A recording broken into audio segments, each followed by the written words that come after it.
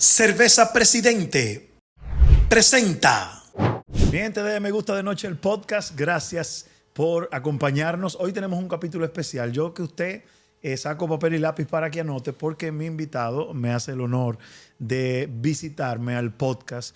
Es un neurocirujano, atleta, un científico, un intelectual y un personaje principal en la República Dominicana. Nos hace el honor de visitarnos el doctor José Joaquín Puello. Doctor, bienvenido. No, gracias, Joel. Bueno, debemos decir que nos habíamos visto en un espacio público y quedamos en esta entrevista. Así es, que para mí es un honor. No, un honor, la verdad que sí, Joel, estar contigo y compartir este espacio, la verdad que sí. Doctor, cuando se habla de su nombre en la República Dominicana, es un referente de muchas cosas buenas. No he escuchado nunca a nadie sino decir cosas positivas de usted. Usted ha sido presidente del Comité Olímpico Dominicano, sí. Usted ha sido profesor muchísimo tiempo, duró tantos años preparándose. ¿Hay que estudiar tanto para ser tan inteligente, doctor? Bueno, hay que estudiar. Esa es la verdad. Yo creo que para comenzar esta entrevista, decir como una reflexión, sí.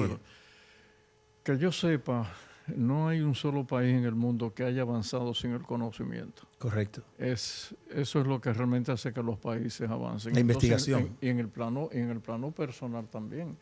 El conocimiento lo es todo. El conocimiento es la riqueza intelectual de las naciones, lo que es la piedra angular del crecimiento, del desarrollo de una nación y de cualquier sociedad. Sin el conocimiento no hay posibilidad ninguna de echar hacia adelante. Y de ahí es que yo he dicho y mucha gente, obviamente que coincido con muchas personas cuando decimos que los dos derechos fundamentales de nosotros los dominicanos en una sociedad cualquiera, lo primero, por supuesto, Joel, es el derecho a la vida. Claro, ¿no? Ese correcto. Es fundamental. Claro. Si usted no nace, no tiene derecho, se cría bien, claro. Usted simplemente no es un ciudadano. Y por otro lado, el derecho a la educación. Yo creo que esas son las dos piedras angulares y lo dice nuestra Constitución. ¿Cuándo le picó la avispa de la intuición de que usted quería ser médico? ¿En qué momento pasó eso? Era la sensación de querer saber qué existe en el cuerpo humano. Ahora que tenemos ahí ese modelo del cerebro humano. Claro. ¿Siempre fue el cerebro o fue el cuerpo en sentido general? Era el cerebro. Me llamaba muchísimo. ¿A qué edad despertó esa curiosidad en usted? Yo comenzaría como a los 11 años.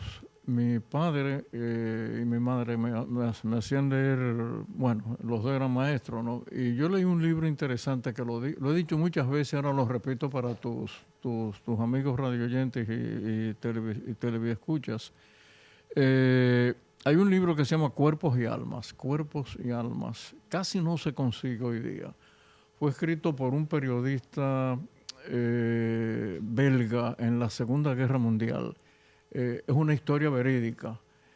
Y él se hizo neurocirujano y practicó neurocirugía en la Primera Guerra Mundial. Wow. Y escribió ese libro, Cuerpos y Almas. Es la historia de un joven neurocirujano que era periodista además. Y a mí me impresionó sobremanera. El autor del libro es Maxen van der Merwe. Maxen van der Merwe, okay. Apellido holandés, aunque nació en Bélgica. Y ese libro a mí me impresionó tremendamente. Igual que los grandes libros de publicidad científica, sobre todo los libros de Huxley, Huxley, Aldous Huxley. Y a mí me impresionó sobremanera cómo entraba a tratar de desentrañar el misterio que encierra al cerebro humano. Y a mí me llamó la atención inmediatamente lo que era el sistema nervioso. Para mi época, en la escuela de medicina, no sabíamos muchas cosas. Claro, y la tecnología era muy limitada. También pero ahora, Joel, el salto que ha dado las ciencias neurológicas es realmente impresionante. ¿A quién se debe? Bueno, se debe a que ha habido programas importantes, se llaman los programas de la investigación en el cerebro, que se le debe a dos grandes presidentes norteamericanos. Se le debe al presidente Bush y se le debe también al presidente Clinton. Y después Obama lo siguió también. Entonces, todo lo que sabemos hoy día, la gran parte de las cosas que antes no sabíamos del cerebro humano, se debe a ellos. Sí, la inversión más grande que se ha hecho ahora mismo en ciencia pura, es en ciencias neurológicas. Wow. Definitivamente. ¿Qué separa cualquiera pensaría, qué separa a un neurólogo de un psiquiatra? Porque su herramienta de trabajo el cerebro. es el cerebro. ¿Cuál es la diferencia en la formación de esas dos profesiones? Sí, estamos unidos. Hay un cordón umbilical totalmente estricto entre uno y otro, porque el psiquiatra lo que tiene que ver es sobre la conducta del cerebro humano. Y nosotros, dentro de la neurocirugía o dentro de la neurología, lo que tratamos son patologías que tienen que ver también con el cerebro humano, sobre todo patologías físicas, Claro. que nosotros podemos manejar con nuestras manos, un tumor cerebral, una lesión de un músculo, de un nervio, etcétera. Mientras que los psiquiatras tienen que ver ya con la conducta del ser humano. Ahora bien, habría que decir... Ustedes los neurólogos entonces entienden un poquito más quizás del comportamiento del cerebro que quizás un psiquiatra de cómo atender una emergencia de esa. Nos complementamos. No sea humilde, doctor. No. Por ejemplo, mi amigo Guerrero Heredia no puede operar a nadie de la cabeza. Sí, pero nos complementamos. Usted me puede aconsejar a mí a nivel de o cognitivo quizás, si sí, se quiere decir. Nos complementamos. Pero sí se complementan. Sí, nos complementamos, así es. ¿Qué tan difícil es una operación del cerebro? Cualquiera que sea, desde la más simple hasta la más caótica, cuando se va a intervenir un cerebro. Sí, es difícil. Es difícil. El cerebro es un órgano sumamente sensible. Cada una de las zonas del cerebro tiene una función y hay que conocerla, no al detalle, ¿no? Hay que conocerla al dedillo. Esa es la razón por la cual cuando nosotros estamos entrenando a los muchachos en cirugía neurológica, el entrenamiento básico son 5 años. 5 años el básico. Básico. Después de 6 años de la escuela de medicina, pero luego van a requerir entre 8 y 10 años, yo diría 10 años, para ser realmente eficientes en lo que O sea que estamos hablando que ¿cuánto tiempo de estudio, doctor? Un neurocirujano le debe tomar cerca de 20 años ser realmente un cirujano eficiente. Y en segundo lugar, increíble, lo que tiene que ver con el estudio diario. Claro, la actualización, todo. Cada 17 segundos, en este momento que tú y yo estamos hablando, sale una noticia importante en el mundo neurológico. Cada 17 segundos. Y eso viene aquí en las redes. Claro. Y te sale. Entonces, prácticamente para un profesional de las ciencias neurológicas se le hace extremadamente difícil ponerse al día todos los días. Tú tienes que invertir 2 horas al día leyendo. En lectura, anotando, en investigación. Se te olvidan muchas cosas y hay cosas que te dicen a ti que tú no te puedes explicar. Porque yo te voy a dar una noticia que acaba de salir hace, 4 o 5 días. Sabemos ahora que la Viagra que la gente utiliza para otra cosa, bueno, se utiliza también para un trastorno serio de la arteria pulmonar, de la hipertensión pulmonar. De hecho, la Viagra ha salvado muchas vidas. Claro, que de hecho fue un lo de la erección fue un accidente. Claro, bueno, fue vamos a decir, un accidente secundario. Secundario, correcto. Pero ahora sabemos que tiene efectos sobre los pacientes que están en los primeros síntomas de Alzheimer.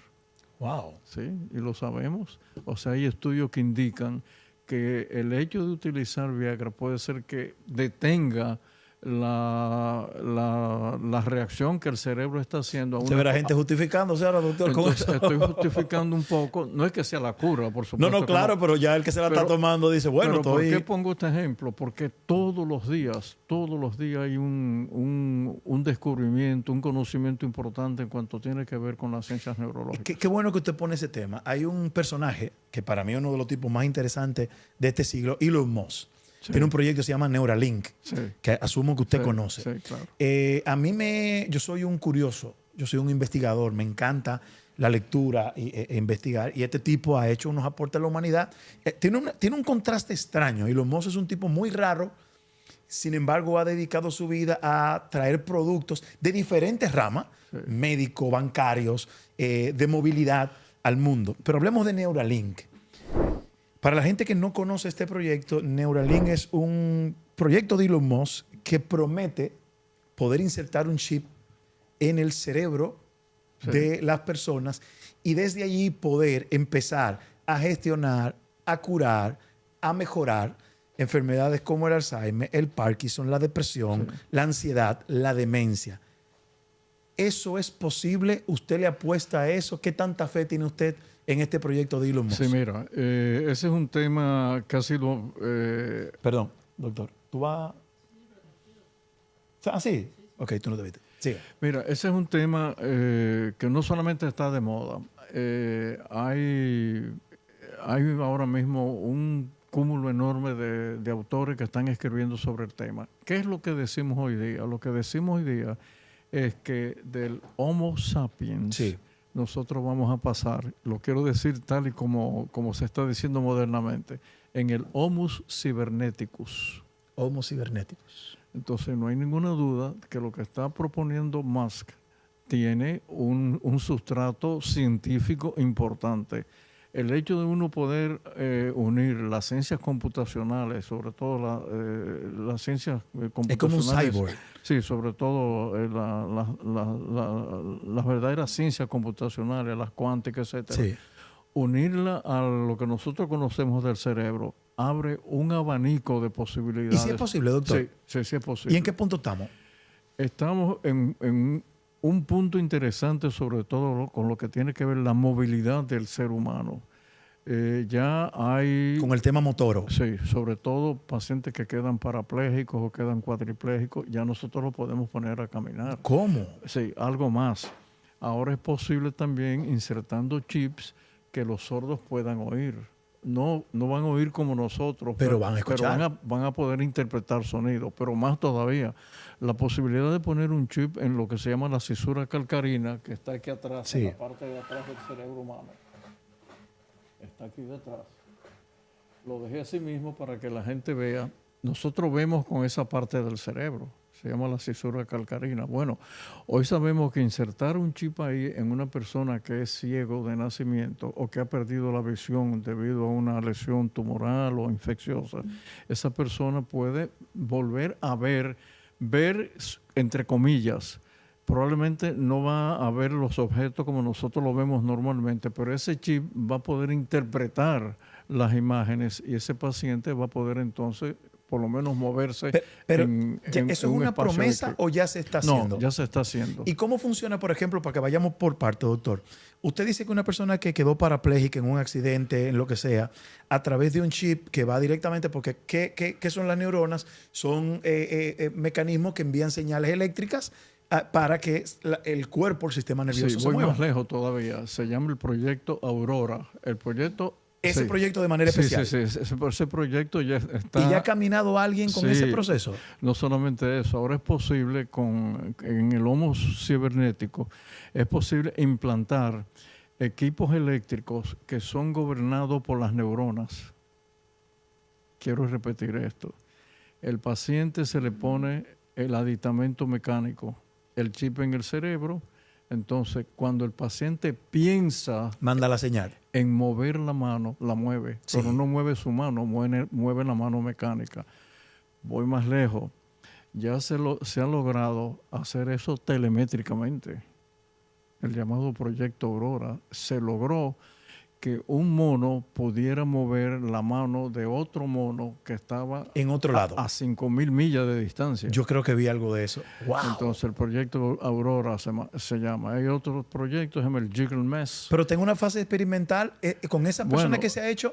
¿Han sido personas seleccionadas específicamente? Sí. ¿Todavía no está a la disponibilidad? No, además son procedimientos técnicos sumamente costosos. Sumamente costosos. O sea, que los primeros que van a tener acceso a eso son los ricos. Los ricos o aquellas instituciones como la de Musk. Que puedan entonces... Que puedan simplemente, no vamos a decir donar, pero son los que están haciendo la experiencia. Y yo estoy seguro que no van a pasar muchos años sin que esto sea un procedimiento de uso común, sobre todo en los hospitales neurológicos. Sigamos entonces hablando en este mismo tenor. ¿Qué promesa hay con el Alzheimer y con el Parkinson, Sí. con este tema del microchip, de Neuralink o de otros que vendrán? Sí. Bueno, la enfermedad de Alzheimer. La gente habla mucho de esta enfermedad. La verdad que es una enfermedad química, realmente es química. Lo que ocurre con el Alzheimer es que las neuronas van muriendo porque quedan, por así decirlo, quedan lesionadas con dos proteínas que son proteínas que realmente destruyen a la neurona. ¿Qué son cuáles? Se llaman la proteína tau y las proteínas y los beta-amiloideos. Entonces, lo que se está en investigación es por qué eso ocurre. ¿Cuál es la razón de que eso ocurre? ¿Cuánto sabemos? Probablemente lo que sabemos con cierta certidumbre es que el Alzheimer es multifactorial. No hay una sola razón del Alzheimer. Todavía no lo sabemos. Probablemente es multifactorial. ¿Por qué decimos esto? Porque en el año 1999, 98-99, se hizo una experiencia en Estados Unidos que la voy a decir en pocos segundos. Se reclutaron 16 millones de personas que tenían artritis reumatoidea, ¿no? Artritis reumatoidea es el paciente ya de cierta edad, 50, 60 años, que empieza a tener dolores en la coyuntura, articulares, ya no se mueve bien, camina con dificultad, etcétera, etcétera. Y se le dio un medicamento que se usa frecuentemente y que la gente inclusive lo puede comprar en una farmacia, que es el ibuprofeno. El ibuprofeno. ¿Cuál no sería la sorpresa, Joel, que de esos 16 millones de personas que tomaron el ibuprofeno durante 20 años, no hubo uno solo que sufriera de Alzheimer? ¿Qué quiere decir este estudio? Que probablemente una de las causas del Alzheimer tiene que ser inflamatoria. Claro. Porque el ibuprofeno lo que hace es desinflamar. Wow. Ahora, la pregunta científica es, ¿esa es la única razón? Probablemente no. Es probable que también sea multifactorial. Bueno, en ese estudio, y se revisa constantemente, hay otra teoría.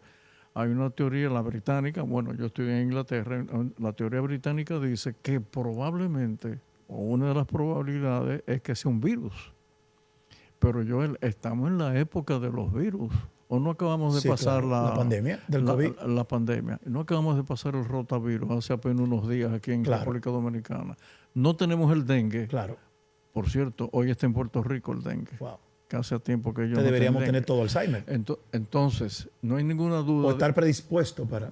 O predispuesto, o los virus también tienen que ver. Y los británicos dicen que una de las posibilidades es que el Alzheimer puede ser lo que se llama el herpes 7, porque hay varios tipos de herpes. Sí, de herpes. Entonces, probablemente el Alzheimer se va a encontrar la causa y muy probablemente va a ser una causa multifactorial. ¿Y con la causa aparecerá la cura? Claro, con la causa tiene que aparecer la cura. Ahora, ¿qué tenemos? Yo quiero dejar esto claro. Sí. En este momento que estamos hablando, no tenemos un medicamento que tú puedas decir, lo utilicé y puedo mejorar los síntomas premonitorios o los primeros síntomas del Alzheimer. 2, sabemos que el Alzheimer comienza tempranamente en la vida. Quiere decir que para los 50 años ya el paciente tiene los primeros signos o síntomas de que algo está pasando en esas neuronas. ¿Hay un estudio específico o es es descartando cosas Sí, que se lo llega hay. al Alzheimer?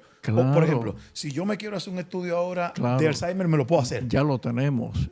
¿Cómo se llama ese estudio, doctor? La dosificación de esas dos proteínas anormales. Me la miden. Se te pueden medir. Ahora bien, hay que hacer una punción lumbar para poderla medir. Claro. Y ya tenemos laboratorio en la República Dominicana que lo miden. Ahora bien, aquí viene para contestar un poco tu primera inquietud. Lo que se está diseñando ahora es un chip que lo podemos colocar debajo de la muñeca y te dice la cantidad de proteínas anormales que ya tú estás teniendo.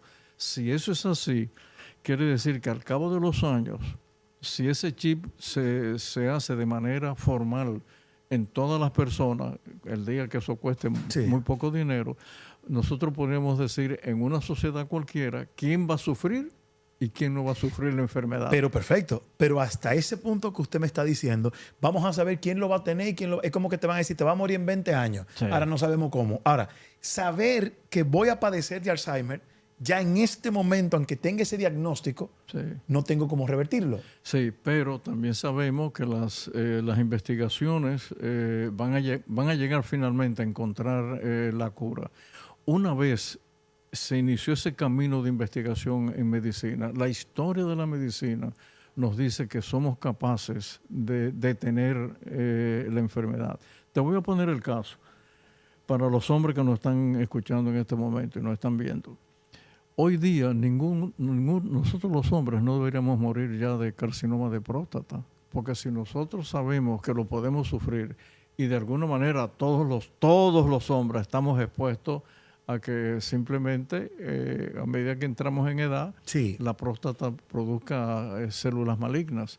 Pero ya sabiendo eso, que nosotros lo podemos tener, entonces se puede encontrar la cura. Por eso es que la medicina avanza por ese camino.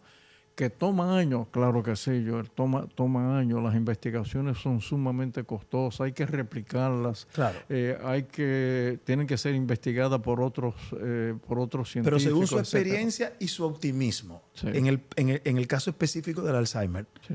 ¿qué tiempo le da el doctor a esa posible cura? Ok. ¿Qué es lo que sabemos del Alzheimer? Sabemos que los síntomas del Alzheimer siguen las reglas del 5. La regla del 5 es que los síntomas de Alzheimer empeoran cada 5 años. Quiere decir que si a una persona en este momento de 50 años le dicen, tú tienes las proteínas anormales, oye, George, tú tienes 5 años para esperar que se encuentre una cura. Claro. Entonces hay Interesante. un sentimiento de esperanza Sí. en nosotros, la gente que hacemos ciencia, de que hacemos el diagnóstico, pero también con la esperanza de que vamos a encontrar. Pero usted tiene la cura. información, doctor. Dígame la que piensa el hombre y la que piensa el médico. ¿Qué tiempo? ¿Entiende usted? Yo pienso que estamos ya en el umbral de encontrarlo. Yo creo que Wow. es cuestión de años, no de muchos años, de que realmente sepamos cómo detenerlo. Bueno, aquí sí. voy al otro tema. Sí. El otro tema es 2 temas, Joel. El tema del conocimiento del genoma humano. Sabemos tanto del genoma humano, porque nos parecemos todos. Lo Sí. que nos diferencia a nosotros de la simple hormiga que vimos aquí al entrar, de esa hormiguita, es un 3%. Wow. La hormiga y nosotros somos iguales. Lo mismo. Es el mismo genoma. Ahora bien, el conocer la parte íntima del genoma humano abrió un abanico de posibilidades, sobre todo para el conocimiento íntimo de las enfermedades. Y en segundo lugar, algo que te quiero decir en tu programa, Sí. que es la nueva ciencia de la proteómica. La proteómica es la ciencia que estudia las proteínas del ser humano. La gente que nos está escuchando no se imagina la cantidad de enfermedades que dan las proteínas. Entonces, esa es la nueva ciencia que tiene que ver con nosotros, lo que hacemos, ciencias neurológicas. Las proteínas anormales en nuestro cuerpo, lo que hasta dónde eso puede llegar. Entonces, se ha abierto un abanico de posibilidades diagnósticas, de tratamientos, que la gente no se imagina. Ahora bien, en términos prácticos, ¿qué significa eso?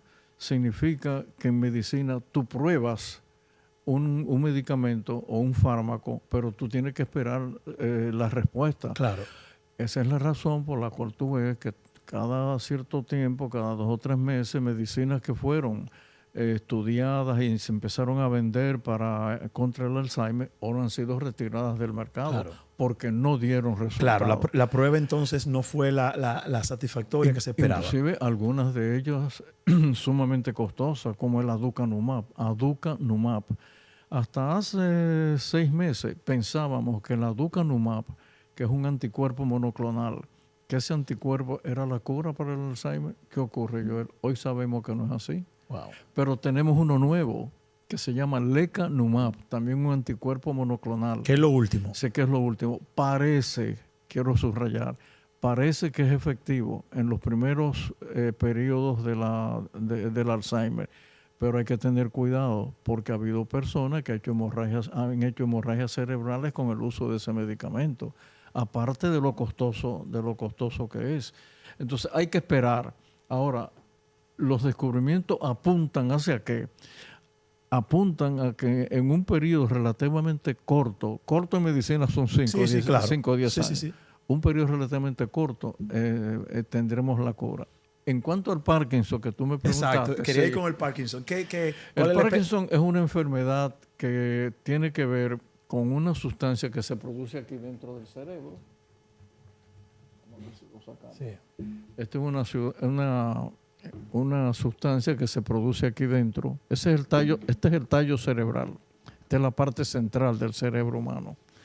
Y esa sustancia se produce aquí, en una zona que se llama la sustancia negra de Sommering, la dopamina. Esa sustancia es la que gobierna el sistema motor del cuerpo humano. Okay. Entonces, cuando tú lo pierdes, empiezas a temblar.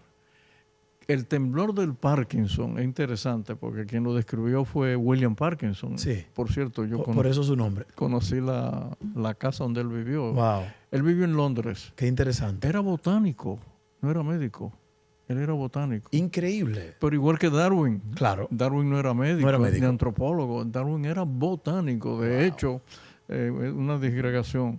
Darwin no solamente era botánico. Darwin fue y es todavía el especialista más grande en orquídeas. Increíble. Ese fue el gran descubrimiento de él, las orquídeas. Bueno, y todas esas plantas raras, carnívoras, no carnívoras, etcétera. Sí, porque dedicó toda su vida a la botánica y a la gente no sabe que Darwin estuvo en la Patagonia a los 22 años. Oiga eso. A los 22 años él vivió en la Patagonia. Bueno, pero me digregué No, un poco. interesante acotación, doctor. Sí, me digregué un poco. Entonces, Entonces, Parkinson, ¿qué describió él? Y es bueno que la gente sepa lo que es Parkinson describió lo que él llamó la parálisis agitante. ¿Qué quiso decir con eso? Que cuando la persona, aquí está la taza de café, va a tomar algo, hay un temblor que tiene y la taza hace esto, ¿no? Pero ¿qué ocurre? Mucha gente puede tener ese temblor al tomar una taza, pero ese tipo de temblor, lo que se llama es temblor o tremor intencional benigno. El Parkinson no. El Parkinson es que el paciente está con la mano en descanso y comienza el temblor. Claro, no necesita de una... Sí, no necesita del movimiento. Claro. Ese movimiento entonces es controlado por esa sustancia, la dopamina, que la producimos todos. Pero llega un momento, por muchas razones, entre esas razones, está la infección. Hago otra disgregación rápidamente. Para el 1917, durante la Primera Guerra Mundial, hubo una gran epidemia, lo que se llamó la encefalitis letárgica, que es producida por un virus. Bueno, la mayor parte de la gente que sufrió encefalitis, o sea, una inflamación del cerebro, la letárgica, durante la Segunda Guerra Mundial, más de la mitad de ellos fueron parkinsonianos, porque la infección le destruyó la zona del cerebro que produce la dopamina. La dopamina. Bueno, entonces, actualmente una persona cualquiera, al llegar a los 60, 70 años, puede tener ya el temblor del Parkinson. Está con la mano descansando y empieza el temblor. Eso se acompaña de un síntoma, lo voy a decir como lo vemos nosotros. Se llama el signo de la rueda dentada. ¿Qué quiere decir eso, Joel? Que cuando tú mueves la mano, si yo muevo mi mano, fíjate que mi mano se mueve de manera suave. Sí. En el parkinsoniano no. En el parkinsoniano es como una rueda dentada. Wow. Entonces se llama el signo de la rueda dentada. ¿Y la esperanza de cura ahí, doctor? Y la esperanza de cura, bueno, la podemos controlar. ¿Por qué? Porque ese medicamento, la dopamina, se puede dar por vía oral. También se puede inyectar, pero por vía oral. ¿Qué ocurre? Que tú no la puedes dar como la produce el cerebro, porque se destruye en el estómago. Claro. O no se absorbe. Entonces, ¿qué hicieron los químicos? Inventaron una dopamina que se toma por vía oral, que en bioquímica se llama dopamina levógira. Aunque estoy hablando en términos químicos, lo que eso quiere decir, las moléculas, cuando tú las estudias en el laboratorio, se mueven a la derecha o se mueven a la izquierda. Las que se mueven a la izquierda se llaman levógiras, por left. Bueno, esa dopamina que uno toma por vía oral sí llega al cerebro. Eso es para los enfermos de Parkinson. Que sufren el Parkinson. Si al paciente que está tomando la dopamina por vía oral, tú le das media tacita de café 3 o 4 veces al día, aumenta la acción de la dopamina. Interesante. Quiere decir que el parkinsoniano que está bajo tratamiento y que está controlado, sí, puede tomar café y le ayuda. Ahora bien, una vez el paciente es prácticamente incontrolable con esa y otras medicinas, porque tenemos otro tipo también de medicamentos, ya hay varios, 6, 7 medicamentos más que se toman. Pero va a llegar el momento en que un paciente no va a poder reaccionar al medicamento, entonces se opera. ¿Cómo los operamos? Bueno, los operamos, llegamos a la profundidad del cerebro mediante una técnica que se llama estereotáxica, entramos perfectamente al cerebro sin equivocarnos y logramos entonces destruir la zona del cerebro que tiene que ver con el movimiento. ¿Y qué tan exitosa ha sido esa operación? Excelente. ¿Se le quita el Parkinson a la gente? Se le quita. O se disminuye notablemente. Claro. Pero hay un paso más adelante. Es posible no producir una destrucción, sino poner un electrodo dentro del cerebro. Se llama la estimulación cerebral profunda. Y mediante un toquecito aquí debajo de la piel, como si fuera un marcapaso, el temblor y el movimiento desaparece. Pero más todavía, ahora tenemos el último procedimiento, ojalá podamos tenerlo aquí en el país, que se llama, voy a decir la sigla, se llama HIFU, H-I-F-U. H-I-F-U. Es la utilización de ondas electromagnéticas para destruir esa zona del cerebro. Sin necesidad de penetrar. Sin necesidad de penetrar, que es el nuevo tratamiento. Fíjate que te he dicho en apenas unos cuantos segundos por dónde anda la medicina y todos los días hay una investigación. O sea que vamos súper adelantado, doctor. Entonces, ahora me parecería a mí la nueva enfermedad de esta generación y de lo que va de siglo es la depresión y la ansiedad. Sí. Que escuchando las complejidades del Parkinson y del Alzheimer, parecería que no es nada, pero afecta a una gran cantidad de la población mundial. Es más simple tratar neurológicamente cómo se ve la ansiedad y cómo se ve la depresión. Bueno, el cerebro tiene que ver con las dos cosas. Realmente esa es una de las grandes discusiones que hemos tenido por años con los psiquiatras. Con los psiquiatras. Pero así como han dicho los grandes escritores en ciencias neurológicas, que el alma, repito, el alma está en el cerebro. El alma está en el cerebro. Igualmente, la mente está en el cerebro. Claro. Realmente el cerebro es todo. Y todo lo que tiene que ver con la depresión, la tristeza, los trastornos del ánimo, la esquizofrenia, todo eso está en el cerebro. Lo que ocurre es que hay cosas que todavía no entendemos de cómo el cerebro se comporta, sobre todo con las enfermedades mentales. Lo que no tenemos ninguna duda es que el cerebro es el eje de las enfermedades mentales, porque de lo contrario, ¿cómo se explicaría uno que los fármacos que afectan el cerebro son los que mejoran la conducta humana? Correcto. Pero voy más lejos todavía. Hoy día utilizamos técnicas que tienen que ver con los sentidos de nosotros los seres humanos. Hay una técnica que se llama mindfulness, claro.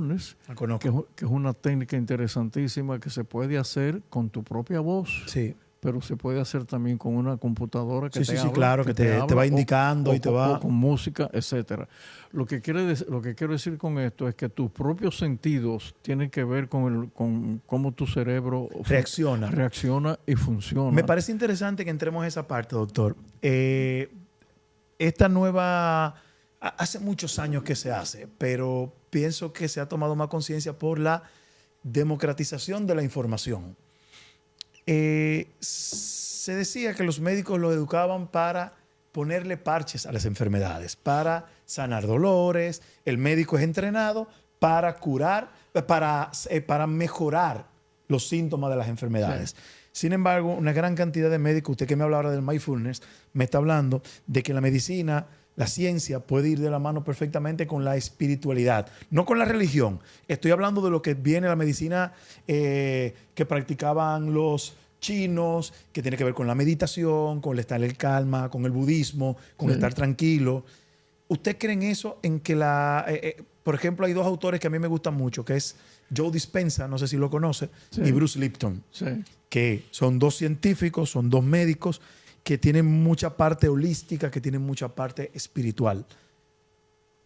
¿Qué tanto pueden convivir una con otra? La medicina tradicional con no solamente tómate este medicamento para que te mejores, sino tú puedes revertir eso de la manera que no tenga que ser atacada con un fármaco, sino meditando, la respiración, estar en calma. ¿Cómo ve usted esa combinación? Bueno, ahora sí se sabe. Anteriormente no se sabía. Quizás el estudio más prominente sobre ese tema lo ha hecho la Universidad de Toronto. Probablemente es el estudio y más impresionante. La Universidad de Toronto han hecho los estudios que tienen que ver con las funciones de la mente, que es el cerebro. Sí. Pero estudiado desde el punto de vista de la resonancia magnética funcional. Y los hallazgos han sido extraordinarios. Extraordinarios. Tomaron un grupo vamos a decir, sacerdotes, budistas, no budistas, católicos, místicos, yogas, etcétera, y Sí. los estudiaron para ver cómo el cerebro se comporta Claro. desde el punto de vista de la resonancia magnética en los momentos de meditación o en los momentos de que están pensando intensamente sobre un tema, etcétera. Bueno, las imágenes te ponen los ojos de este tamaño. Lo que arrojó esos Sí, estudios. porque el cerebro está funcionando todo el tiempo y las funciones más íntimas de las neuronas que aparecen a colores en la resonancia magnética significa que la mente las neuronas son las que realmente dominan la mente. Entonces no hay ninguna duda de que hay una comunión entre los aspectos puramente mentales del cerebro y lo que tiene que ver con la meditación, el pensamiento íntimo de la gente, la memoria, etcétera. Si la serotonina es la hormona de la felicidad. De la felicidad. Correcto. Sí. Le va a hablar un ignorante en el área. Sí.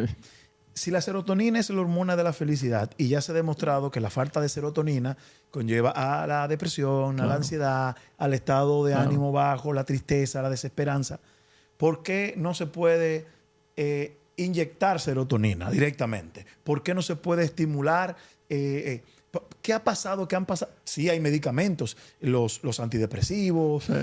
que a mucha gente le funcionan, a otros no. ¿Por qué no se ha dado con un medicamento mágico que diga, serotonina es lo que te falta? Toma serotonina. Sí, por la misma razón de que no podemos dar la dopamina. O sea, muchas de las sustancias que tiene el cerebro no se pueden ingerir en la forma natural porque no llegan. El cerebro tiene una No la podemos inyectar, doctor, directamente. Sí, desgraciadamente no podemos hacerlo. Todavía no. No se ha logrado. Y la mayoría de los... Porque déjame hacerte un preámbulo. Para la gente que nos está escuchando, la serotonina, al igual que la dopamina, pertenece, igual que la acetilcolina, etcétera, pertenece a un grupo de sustancias que nosotros le llamamos en ciencias neurológicas los neurotransmisores. Neurotransmisores. Bueno, tú te sorprenderías si yo te dijera que sabemos que hay cerca de 1.500, pero conocidos por nosotros no llegan a 10. Quiere decir que el cerebro humano todavía es un gran misterio. Pero es complejísimo. Sabemos desde el punto de vista químico en el laboratorio, porque conocemos la molécula, Claro. lo que no la podemos identificar. Entonces, ¿por qué yo quiero significar esto? Porque mis queridos amigos que nos están escuchando, a Joel y a mí, nosotros tenemos 100,000 millones de neuronas. Oh my God. Y cada neurona, cuando nace, cada neurona se comunica para toda la vida con 90,000 neuronas, cada neurona. Impresionante. Y viven juntas hasta que mueren, pero se comunican todos los días. Las neuronas hablan, Yo no sé si la gente me está oyendo con Seguro que sí. Con cierto cuidado. Las neuronas hablan entre ellas. Hablan. No es que hablan, no, hablan. Ellas se comunican. Y ellas saben cuando tú estás triste o cuando tú estás contento o cuando tienes el deseo de hacer algo, de venir al programa, de hablar sobre un tema. Tus neuronas se comunican y se dicen unas a otras. Más todavía, tus neuronas se comunican muchísimos meses, minutos, horas o años antes de que tú tomes una decisión. Tú tomaste la decisión de estudiar sociología cuando tú tenías 15 años, no lo sabías. Ya la neurona había tomado la decisión. Se llama la metacognición. Solamente ella lo sabe. Solamente ella lo sabe. Eso es una locura, doctor. Sí, más nadie lo sabe. Llegará el momento que la vamos a poder manipular, doctor. Manipularlas. Incentivarlas. Eso de que estamos hablando que la serotonina y son neuronas. Te voy a entonces para terminarte el tema. Entonces, las neuronas se hablan entre sí y se comunican de dos maneras. Una, que le va a sorprender a la gente, se comunican eléctricamente. Cada neurona tiene un voltio. Cada neurona tiene un voltio. O sea, nosotros tenemos una planta eléctrica en la cabeza. Sí. Pero no lo estoy diciendo por decirlo, es que le hemos medido. Claro. Cuando hacemos los estudios en laboratorio, tú pones para el voltímetro y te da un voltio. Una neurona te da un voltio. Pero la neurona no utiliza tanto su lenguaje eléctrico. ¿Cuál utiliza? Su lenguaje químico. Entre una y otra. Sustancias. Espérate, ellas no se tocan nunca. Nunca se tocan. Ellas se comunican a través de lo que llamamos las bombas iónicas, bombas de potasio, de cloro, etcétera. Quiere decir que ellas se comunican químicamente. ¿Cómo se comunican químicamente? A través de los neurotransmisores, que son 1.500 o más, de las cuales conocemos solamente 10. Entre ellas, la serotonina, la oxitocina, etcétera, la norepinefrina, la epinefrina, etcétera. Entonces, ese es un misterio que todavía nosotros no terminamos de entender en toda su extensión. Pero vamos para allá. Cuando tú preguntabas de la ansiedad, de la tristeza, claro, hace muchos años, Darwin, que era un genio, dijo que nosotros los seres humanos tenemos centros especiales, dijo él. Y él describió el centro del asco, de la tristeza, de la alegría. Darwin. Wow. Bueno, hoy sabemos dónde están. Hoy nosotros lo podemos localizar aquí en este órgano. Hay electrodos que nosotros entramos al cerebro que produce miedo, la sensación de miedo. Si se toca.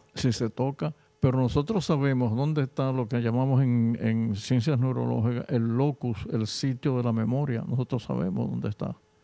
Entonces, sabemos tantas cosas, pero todavía hay una parte del cerebro humano que tiene que ver con esta sustancia que son las neurotransmisoras, que todavía no lo entendemos en toda su extensión. Es un mundo por descubrir. Es un mundo por descubrir, pero todos los días sale cosas nuevas. Un descubrimiento. Doctor, ¿qué hay de cierto que la industria farmacéutica mundial quiere mucha gente enferma con tratamientos para que en vez de sanar, definitivamente buscar una cura para el SIDA, para el cáncer, para el Alzheimer, para todo lo demás, es mejor para la industria tener medicamentos que mejoren los síntomas? ¿Eso es tan verdad usted como médico o hay un poco de mito en ese pensamiento? Yo remito a la gente siempre a unos libros extraordinarios que escribió. Está vivo, por supuesto. Es el profesor de farmacología de la Universidad de Dinamarca. Él se llama Peter Gottsche. Se escribe Goetzche. Peter Gottsche. Sí. Él habla en ese libro de cómo las industrias farmacéuticas, sí es cierto que han hecho mucho bien, pero por otro lado es un negocio extraordinario. El único negocio en el mundo entero que está por encima del negocio farmacéutico es la venta de armas. El único negocio. El negocio más productivo desde el punto de vista comercial en el mundo es la venta de armas. Pero el segundo negocio más productivo es la farmacéutica. El farmacéutico. Pues entonces, y después viene la parte del narcotráfico. ¿Conviene entonces, doctor, tener mucha gente hipertensa con medicamentos que curar la hipertensión? Yo creo que han hecho vamos a decirlo así, han hecho grandes aportes, pero por otro lado también han cometido muchos errores. El que lee ese libro se da cuenta que durante muchos años se produjeron grandes cantidades de fármacos que finalmente no servían para nada. A veces yo no quiero entrar en ese tema porque me he encontrado con algunas dificultades con las casas farmacéuticas de medicamentos que se venden en países como los nuestros, sí, en países no me gusta tercermundistas, bueno, que en un país desarrollado no tienen cabida. Donde no existen los controles claro, de calidad y de validación de la bioequivalencia. Y se venden productos que no tienen ningún efecto en el ser humano. Entonces, muchas de las grandes compañías farmacéuticas que han invertido millones de pesos en fabricar un producto, producirlo, y luego no tiene el resultado esperado, lo siguen vendiendo a sabiendas de que es un efecto placebo. Bueno, en algunos casos, inclusive de deterioro de la salud. Ha habido antidepresivos, y lo saben aquí todos los médicos que me están escuchando, que produjeron una gran cantidad de suicidios en el mundo entero, en gente joven. El Oxycontin, hay un documental que vi de la oxitocina, sí, que hubo un problema súper famoso en Estados Unidos con este medicamento que incluso se llegó a abusar recreativamente de él y mucha gente falleció, mucha gente se suicidó. Claro, bueno, ese es un tema y además lo que pasa es que estas cosas no se saben, pero grandes farmacéuticas, productores de fármacos en el mundo han recibido multas del orden de los 20,000 millones de dólares. Sí. Pero ¿cuánto han producido después de esa multa? Sí, antes de esa multa. Sí, por eso te digo que ese es un tema que hay que leer esos libros del profesor Peter Gotcha para entender un poco. De la Universidad de profesor de farmacología de la Universidad de Dinamarca, de Copenhague. Entonces, yo creo que sí han aportado mucho, pero por otro lado, ha habido también mucho daño que han hecho los fármacos que realmente se produjeron y que no sirvieron y que no sirvieron para nada. Tengo una nada. Curiosidad, doctor. ¿A cuáles famosos ha atendido usted? ¿Presidentes, expresidentes, cantantes? ¿A quién ha atendido el doctor? A muchos. Por ejemplo, dígame, Balaguer. ¿Tuvo algún roce con Balaguer? Claro. Sí, como paciente. Vamos a decir, en los momentos finales, yo lo vi en donde él estaba. Sí. No lo atendí como médico, pero lo visité. Lo visitó. Pero luego yo operé al presidente Guzmán Fernández. ¿Al doctor? ¿Al presidente? Guzmán Fernández, cuando se suicidó. ¿Usted lo operó antes? No, en la noche que se suicidó. Se suicidó. ¿Lo conocía antes de eso? Sí, conocía a don Antonio, un gran hombre, la verdad que un gran hombre. Fue una gran pérdida para este país. ¿Cuál es su teoría? ¿Qué pasó ahí? Porque hay muchas teorías conspirativas. Sí, ¿Qué pasó ahí? Según usted, yo pienso que él entró en una etapa depresiva. Tú sabes que muchos de los presidentes en el mundo entero no llegan a ir a sus médicos para tratarse. Claro. Fíjate que en Estados Unidos los presidentes tienen que ir a Camp Davis y ver sus médicos cada cierto tiempo. Claro, que no es opcional, es una obligación. Yo pienso sí que don Antonio, para haber llegado al grado del suicidio, y la verdad que fue una gran pérdida, porque fue un gran presidente y un ser humano extraordinario, me parece que todo tiene que ver con la depresión. El suicidio es algo que todavía no sabemos. ¿Qué pasa en la mente de una persona antes de suicidarse? De tomar esa decisión. Lo ve todo negro, no parece que hay esperanza. ¿Qué pasó? En ese cerebro, ¿qué sucede ahí dentro que de repente lo lleva a atentar contra su vida? Claro. Cuando el sentimiento de protección, de autoprotección, eso es genético. Claro. Pero por Dios, el sentimiento de autoprotección de nosotros los seres humanos está en el ADN. Correcto. Eso está en nuestro ADN, o sea, no hay forma de que... Ahora mismo uno de los muchachos te trae una taza de café ahora hirviendo y te la tiras y tú la retiras. Sí, inmediatamente, claro. No, eso está en el ADN de nosotros los seres humanos. ¿Qué otro famoso le tocó atender?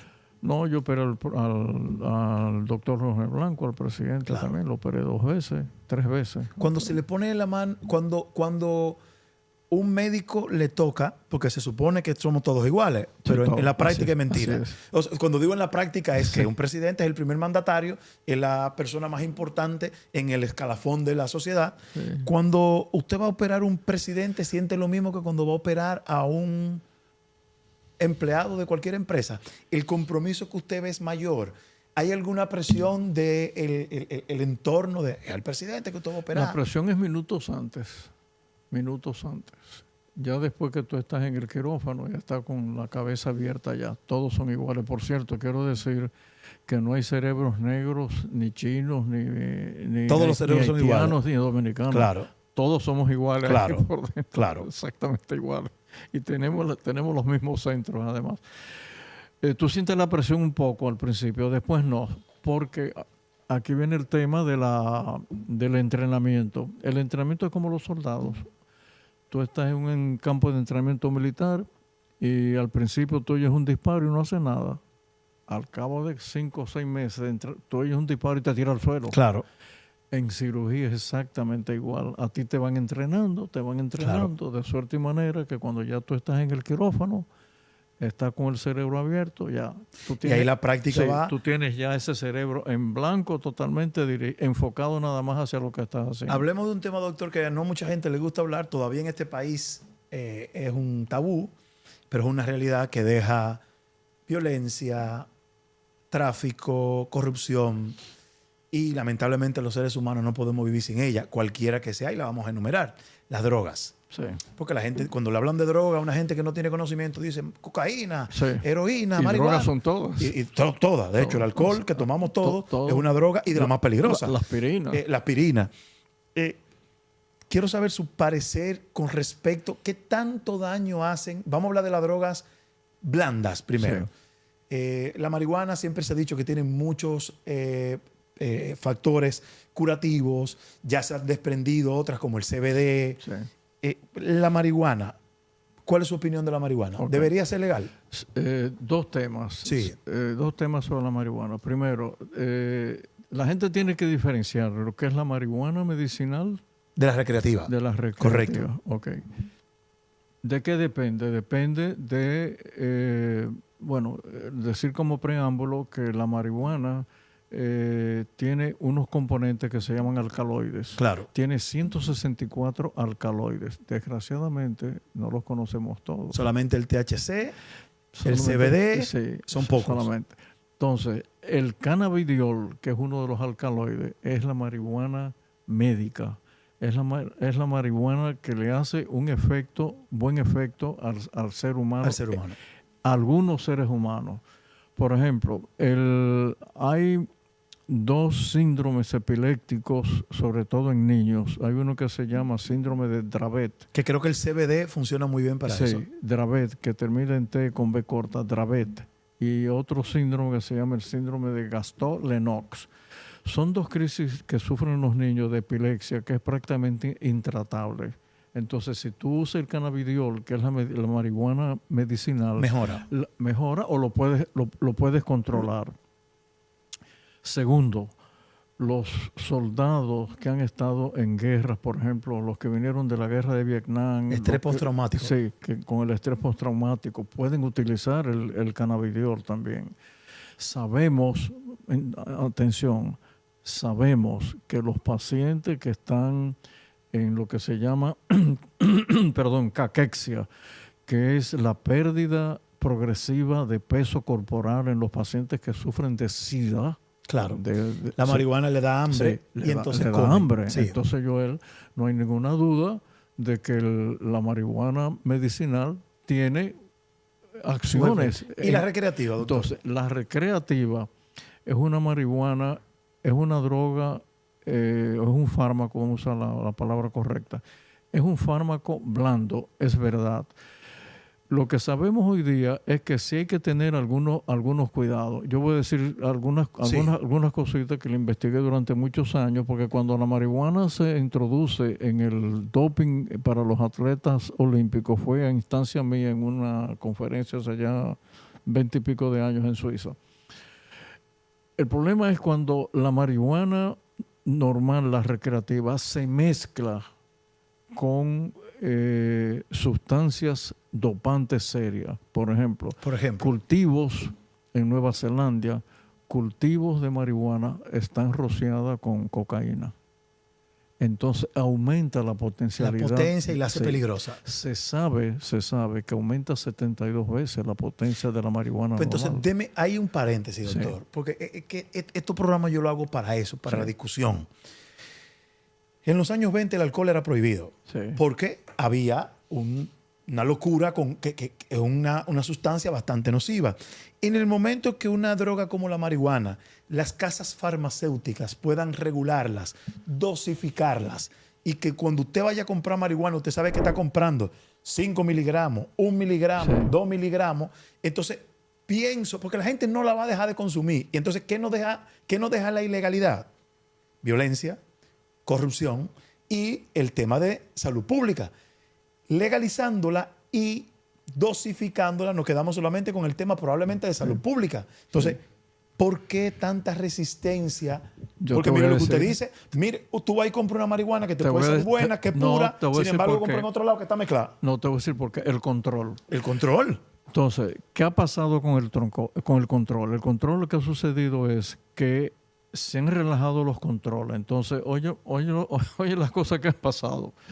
En California, que fue de los primeros sitios donde se legalizó, llegó un momento que no podían controlar a una persona que iba a comprar porque la utilizaba y no podían discriminar el que la compraba para utilizarla por la que la necesitaba o el que la compraba para venderla. Entonces te vendían hasta cierto, creo que hasta 80 miligramos te lo vendían, pero ya tú no podías volver a comprar hasta la próxima cita. Claro. Entonces se creó un mercado paralelo. Eso salió en la revista Time. Por cierto, yo te podría hacer Pero eso es menos malo, doctor, yo pienso. No, déjame decirte. Lo mismo sucedió en Uruguay. También sucedió lo mismo. Entonces, aquí viene la otra parte. Dios mío. El mercado paralelo ha seguido. Entonces, no hay control. En Chile, por ejemplo, las madres en el campo toman porque quiero decir que no todas las plantas de marihuana se pueden utilizar. Claro. No. El tallo no te sirve para nada. Para nada. Sí. Tú puedes cocinar el tallo, y no pasa nada. No pasa nada. Es en la hoja.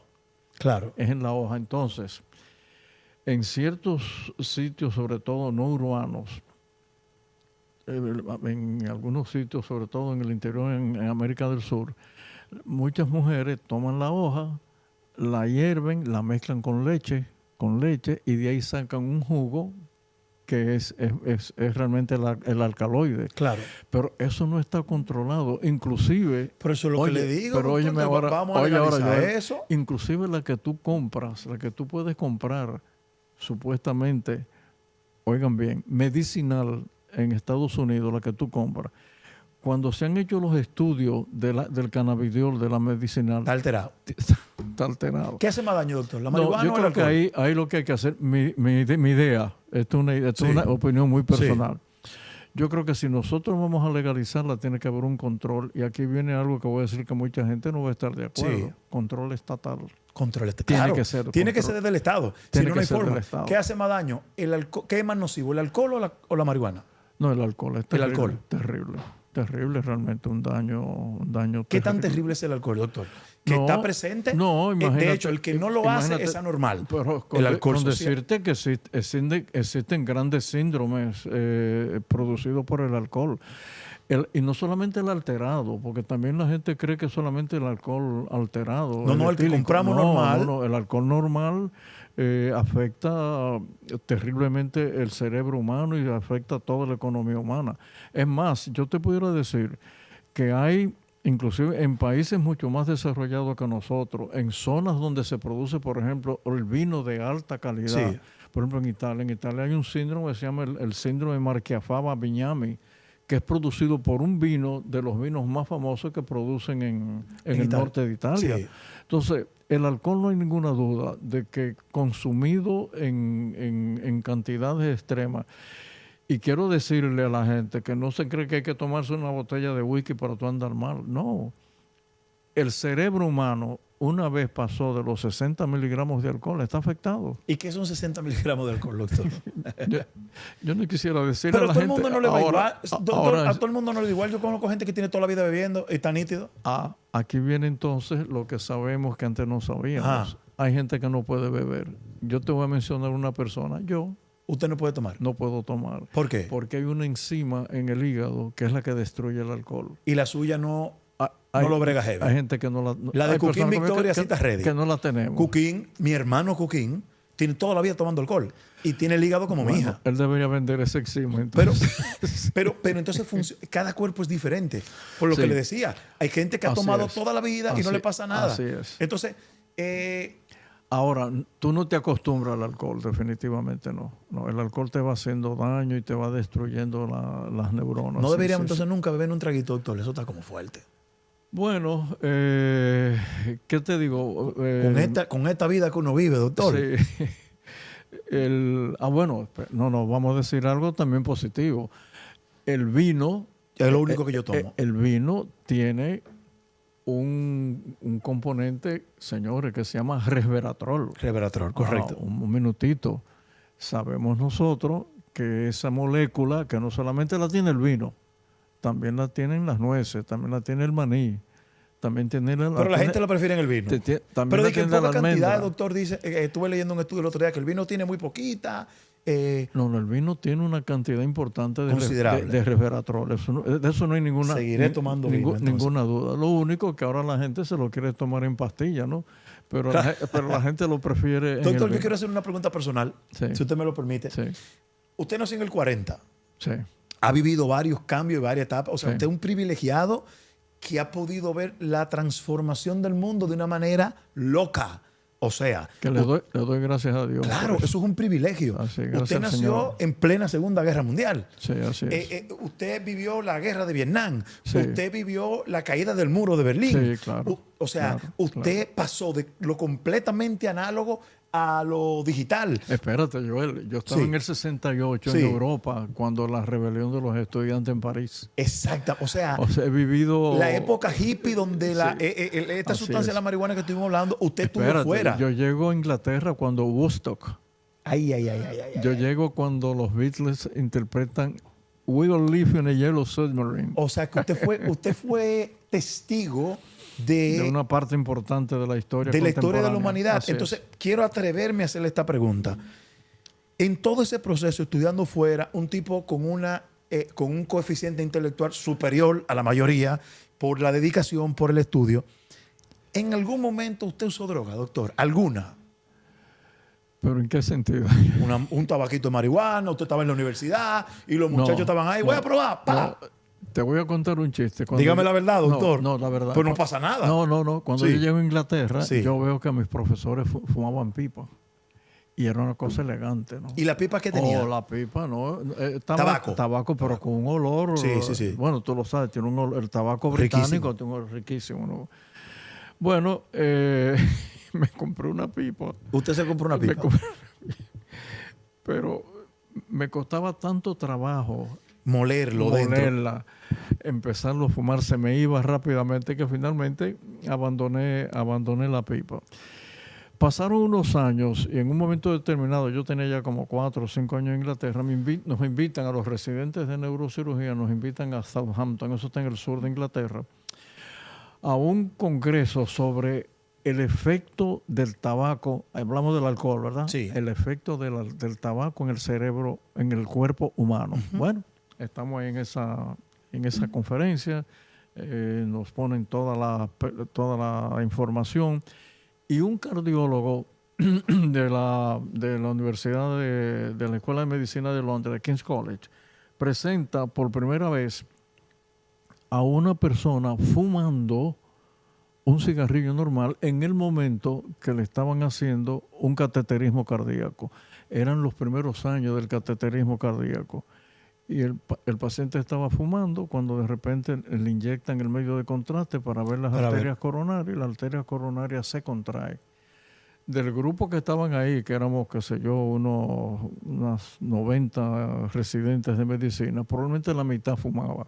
¿Qué tú crees? Cuando terminó Todo el mundo dejó el cigarrillo. video, se quedaron los cigarrillos en la mesa. En ese caso del cigarrillo es cuando se inhala y llega al pulmón. Sí, ¿Qué pasa claro. con el puro que no se inhala, que se deja en la boca? Sí, pero como quiera, entra. Pero de la misma cantidad. No entra la misma cantidad. Porque sí. lo del cigarrillo es intencional. Cuando Sí. usted da una bocanada de un Pero cigarrillo, como quiera, parte del humo también pasa y entonces también está la parte irritativa de la mucosa alrededor de la boca del claro, tabaco que también. también. Entonces, no usó nunca ninguna droga, doctor. No, nunca. Nunca. No, realmente Nunca. no. Hablemos de las drogas duras. Oye, yo llegué a Inglaterra cuando el ácido lisérgico Yo no entiendo cómo usted... también. Yo no sé, doctor, yo estoy como por no creerle. Sí. Vida real. Sí. Usted enamorado allá, metido en gusto. No, realmente no. No, Además, porque uno hace cosas por amor, doctor. Llegué también en el momento de la metanfetamina, Que era... pero nosotros le teníamos que dar la metanfetamina a los que lo iban a buscar de noche. Era a las 10 de la noche en los hospitales británicos. Entonces, los ¿Por qué jóvenes- tenían que darle la metanfetamina? Porque no se vendía. Entonces el Estado La proporcionaba. la proporcionaba. Pero los jóvenes, la gente que lo iba a buscar... ¿Usted no se usó notaba. nunca por convicción propia, por no fallarle a sus padres, por prejuicios sociales? ¿Por qué no? Porque un joven tiene derecho a experimentar. ¿Qué lo frenó? ¿Qué le hizo decir, no, mejor no? No, quizás el propio conocimiento De la medicina. Como usted estaba en eso, ya usted sabía que podía... De la medicina. Sin embargo, los estudiantes de mi época, de alguna manera, utilizamos las pequeñas pastillas de anfetamina Sí. que aquí se vendían para estudiar de noche. Pero eso lo que te producía era un efecto realmente muy, muy leve, ¿no? Simplemente Claro. te quitaba el sueño. más Hablemos nada. de la cocaína y de la Sí. heroína. Sí. Dos drogas muy duras. Duras. Muy duras. Adictiva completamente, depende a quién. Hay gente que Depende tiene... del tiempo. Hay gente que tiene Sí. muchos años consumiendo cocaína y está Sí. enterito. Hay gente Sí. que se deteriora de una vez. ¿Por qué? Así es. Mira, la gente no sabe y ni se lo imagina que todos los seres humanos tenemos los receptores de las drogas. ¿De la droga? Hay receptores de marihuana Claro. y ya lo sabemos. No solamente lo sabemos. Los receptores se llaman C con B larga, CB1, CB2 si quieren CB3. Sí. Sí, son los cannabinoides, son los receptores de la marihuana que tenemos en el cerebro. Pero algunos de ellos son protectores de la neurona, repito, Protectores. de la neurona, de las células del cerebro, protegen las células del cerebro. O sea, ese es un tema que quizás en algún momento lo debemos tú y yo discutir aquí, Claro. por lo que eso va a significar desde el punto de vista de la terapéutica futura en algunos trastornos del sistema nervioso central. Para que entonces sí se pueda utilizar de manera... Pero tenemos receptores también de la cocaína. De la cocaína, correcto. De la cocaína. Quiere decir que el cerebro humano, simplemente cuando recibe una de estas drogas, la toma, la procesa, pero a medida que se va utilizando, pide un poco más y un poco más. Porque va haciendo resistencia. Ahí voy ahora. Entonces, ¿cuál es el intervalo de tiempo que ocurre? Yo quiero ser muy específico con esto. Entre el primer uso de la cocaína y el momento que usted llega a ser un adicto. Ujú. Va a depender de la dosis, en primer lugar. Va a depender de la resistencia de tus receptores cerebrales. Que son diferentes en cada Son gente. diferentes para cada persona. Pero en la medida en que usted sigue usando la cocaína, va a llegar un momento en que su cerebro le va a pedir cada vez más y cada vez más. Y ahí viene entonces la adicción. Va a depender también en el tiempo. ¿Qué tiempo le toma a uno a hacerse un adicto? Bueno, obviamente que es muy personal. Ahora, lo que yo sé que les quiero decir aquí, que hay drogas que hacen adicto a un joven a la tercera dosis. Te voy a decir cuál, el crack. El crack es terrible. Entonces, Joel, a la tercera dosis de crack ya un Ya joven tú no puedes vivir sin ya es eso. adicto. ¿Qué pasa? Pero voy más, Sí. el fentanilo. Que está...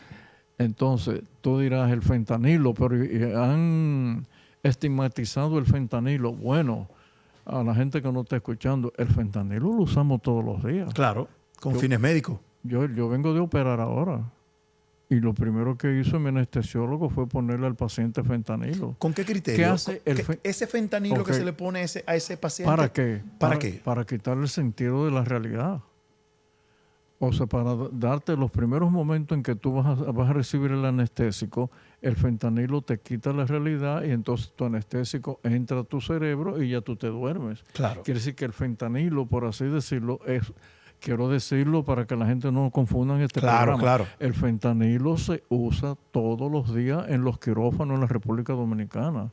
Es una droga importante para nosotros los médicos, pero es lo que nuestros anestesiólogos es la primera droga que usa cuando van a dormir un paciente para evitar, señores, para evitar problemas serios durante el periodo preanestésico.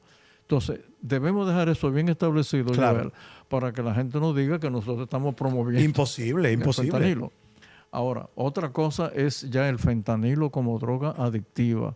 Entonces, es una droga que tiene un efecto severo sobre el paciente porque le quita la realidad. Entonces, eso que tú ves en ciertas, Que son zombies. en ciertas comunidades, Sí. sobre todo en los barrios más empobrecidos Sí. de las grandes ciudades en Estados Unidos, no tanto en Europa, pero en Estados Unidos, tú ves que caminan como zombies. ¿Por qué? Porque perdieron ya la realidad con el mundo, no están conectados con el mundo. El cerebro está... bueno, porque el efecto que hace sobre los lóbulos frontales del cerebro. Entonces quita la conexión que tenemos nosotros con la realidad. La gente a veces, los estudiantes a veces me preguntan, ¿cómo nos comunicamos nosotros los seres humanos con el mundo que nos rodea? Los lóbulos frontales. Bueno, este es un estudio que se hizo de la década del 30 al 60. Si a una persona, era una de las primeras cirugías que se hicieron de cirugía funcionales, si a una persona, que era lo que hacíamos antes, yo le corto esta parte de los lóbulos frontales, yo lo dejo desconectado. De hecho, yo la llegué a hacer muchas veces en mis primeros años de cirujano, porque los lóbulos frontales son los lóbulos que nos mantienen a nosotros controlados ante la realidad. Y voy a decir algo que parecería que estamos siendo un poquito vulgares. Tú y yo estamos hablando ahora, Joel. Sí. En este momento, tú y yo para decirlo así claramente, no nos orinamos alrededor de esta mesa porque nuestros lóbulos frontales lo evitan. Es lo que Es como la conciencia. es lo que Freud llamaba elite. Claro. Llamaba elite. Es lo que, obviamente, Freud tenía otras ideas, pero bueno, Freud fue neurólogo, ¿eh? Freud no era psiquiatra. Era neurólogo. Era neurólogo. No solamente era neurólogo. Freud fue el primero que describió los trastornos del lenguaje, la afasia. Wow. El primer científico en el mundo que describe los trastornos del habla Sigmund Freud. fue Freud. Por cierto, era discípulo de Charcot, uno de los Claro. grandes profesores de neurología franceses, ¿no? Entonces, los lóbulos frontales son los que Nos mantienen conectados sí, con la realidad. Sí, y nos retiene. Por eso es que tú estás en una funeraria dándole un pésame a un amigo y a ti no se te ocurre reírte. Claro. Pero no es porque tú no quieres reírte, es que Es los que- lóbulos frontales evitan, son los lóbulos que te frenan, los lóbulos de la personalidad de nosotros los seres humanos. Ya hace muchos años se está trabajando, siguiendo hablando de las sustancias blandas, duras, con el tema de la psilocibina, que se paró su estudio, Se está usando otra vez. se está usando Sí, otra vez y sí. según estuve viendo, Sí. ya está a ley de poquito tiempo Sí. para que se puedan hacer terapias ya efectivas con este alucinógeno, Sí. que la psilocibina, que viene del hongo, ya se está usando el espravato, que Sí. es ketamina, Sí. también. Eso te iba a decir. Entonces, ¿qué pasó con esos dos medicamentos? Bueno, también fueron los años que yo llegué a los dos, fueron los años. Lo que pasa es que los efectos secundarios eran terribles, por la dosis. Por la usábamos, dosificación, que claro. usábamos. Entonces ahora, como todo en la vida, como que los fármacos van buscando, poco a poco, van buscando su nivel. ¿O no recuerda, Joel, aquel escándalo para el año 1962 con el uso de la talidomida que produjo, se le daba en mujeres embarazadas y salían los niños sin manos o sin dedos o sin orejas? Bueno, hoy la talidomida es un fármaco contra el cáncer.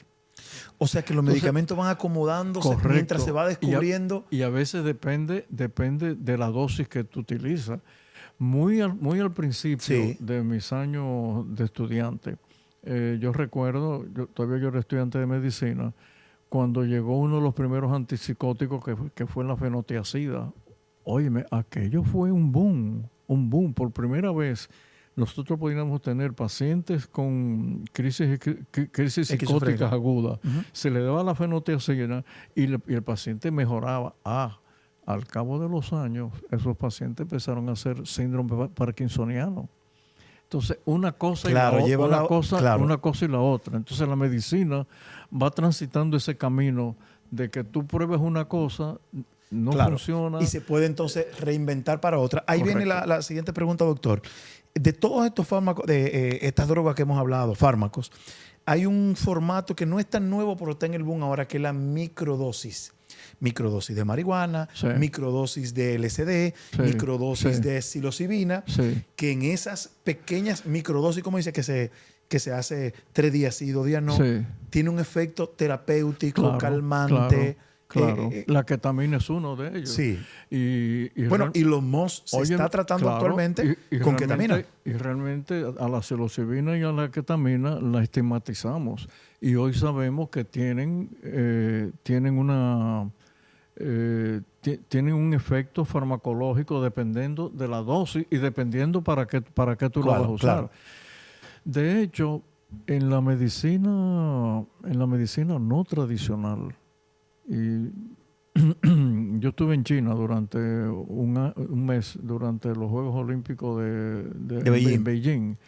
Y con el edecán que me acompañó, un neurocirujano chino, hablamos mucho de la medicina tradicional y de aquellos elementos naturales que ellos utilizan para tratar enfermedades que en la medicina tradicional china la han estigmatizado también, pero funcionan. ¿Como cuál? Los hongos, el opio. El opio, bueno, lo utilizan constantemente. Claro. De hecho, yo no sé si la gente se da cuenta que todavía sigue siendo los derivados opiáceos es el mejor calmante. El mejor calmante. Ahora, obviamente, hay que usarlo en la dosis adecuada. Y en los momentos también. ¿Usted conoce la ayahuasca? Bueno, la conozco aquí en Santo Domingo, fuera de aquí no la... Le voy a confesar algo. Yo hice un ritual de ayahuasca. Sí. La ayahuasca es una planta, es un componente que es poderosísimo, Sí. que se supone que lo que hace es activar o segregar el DMT Sí. en el cerebro. Y una ceremonia de ayahuasca se hace con la intención de sanar, es algo espiritual, pero la dosis es potente y te lleva, yo le puedo decir que ha sido la experiencia más importante y trascendental que he tenido en mi vida. O sea, y usted me explicará por qué. Yo tuve con esa experiencia que duró unas 10 horas, yo vi mi vida completa HD desde que yo nací hasta mis días de hoy. Sí. Y pude sanar cosas, o sea, verlo desde una perspectiva diferente. Problemas que yo tenía con mi padre, de abandono, de muchas cosas. Entonces, si un ritual como este, que estamos hablando que es un día, que es una dosis potente, esto de la microdosis podría, en lo adelante, sí tener resultados beneficiosos para la gente a nivel cognitivo. Bueno, entramos en un tema, estamos en uno de los temas más importantes de las ciencias neurológicas. Sabemos que los hipnóticos y somníferos tienen un efecto sobre el locus de la memoria. ¿Qué me pasó a mí ahí, doctor? Bueno, ¿qué sabemos hoy nosotros? Nosotros sabemos que los mecanismos cerebrales tienen mucho que ver con el sueño. Entonces, muchas de estas drogas que son somníferas al mismo tiempo que actúan sobre la zona del cerebro que tiene que ver exactamente sobre los lóbulos temporales aquí, en esta parte de aquí. La acción es ahí, en esa parte de los lóbulos temporales. Nosotros sabemos que la acción que tiene ahí sobre el locus, donde, déjame decirlo en términos computacionales, donde está grabada la memoria del ser humano, la memoria consciente y la memoria inconsciente. Normalmente el cerebro tiene, y esto sí te lo quiero decir con mucha precisión, el cerebro tiene un mecanismo que dura más o menos unos de 3 a 5 minutos todos los días. Durante los 45 minutos que nosotros entramos en el periodo profundo del sueño, que se llama REM. Eso viene por las siglas en inglés de Reflex Eye Movement, los movimientos reflejos de los ojos, que es cuando el cerebro está profundamente dormido. Sabemos que está profundamente dormido porque si tú a esa persona que está acostada al lado tuyo, tu esposa, tú estás ahí, tú le abres los ojos y ves que los ojos están haciendo este movimiento. Exactamente. Trata de despertarla y no va a despertar porque está profundamente dormida y dura 5 minutos. Sabemos que en ese momento uno sueña. A veces lo recordamos, a veces no. Okay. Aquí voy ahora a tratar de contestar esa preocupación o esa pregunta. Sabemos que el cerebro tiene un mecanismo de defensa. El sueño, atención, el sueño y las pesadillas es donde el cerebro se limpia. ¿Cómo? Sí, señor. Antes creíamos que no. Una persona que tiene una pesadilla constante con cucarachas o con arañas o con serpientes, es el cerebro tratando de borrarla. Y un día la va a borrar. Un día la va a borrar. Esos son estudios que se han hecho una y otra vez. Y ¡Qué loco! Y ahora nosotros sabemos que es un mecanismo de defensa. Bueno, entonces vamos a hacer ahora vamos a extrapolar lo que tú estás diciendo. ¿Qué es lo que sabemos de la psilocibina y de los alucinógenos? Que los alucinógenos, donde ellos actúan, es en el locus de la memoria. Es ahí. Entonces te produce experiencias vividas o no, claro, distorsionadas o no, que tú pasaste o que tu cerebro entendió que había pasado. Sí. Y trata de borrarla. Entonces, esa es la razón por la cual habíamos estigmatizado muchas de estas drogas y ahora nosotros sabemos que probablemente en microdosis o utilizadas de forma controlada, es probable que sirvan para tratar trastornos psiquiátricos importantes. Interesante.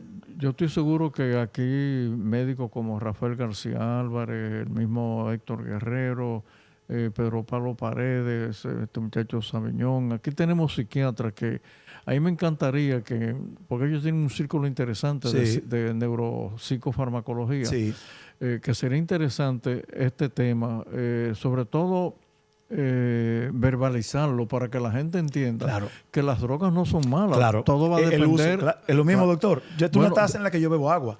Claro. Si yo la rompo, lo puedo cortar y matar. De hecho, no sé si la gente sabe que las drogas que nosotros utilizamos para tratar el cáncer son muy peligrosas.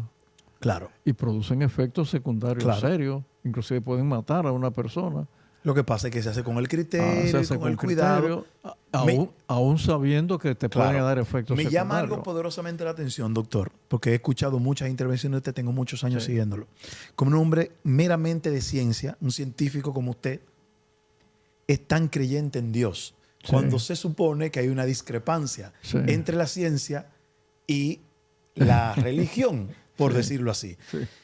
Normalmente la persona de ciencia niega la existencia de Dios porque no se ha podido comprobar científicamente. Sí. Sin embargo, usted es un fiel creyente en Dios. Así es. Y es un científico acabado. Explíqueme cómo se puede lograr eso y por qué usted me dice a mí y le dice a los que nos están viendo que Dios existe si la ciencia no lo ha demostrado. Sí, mira, hay cosas inexplicables en la vida de un científico.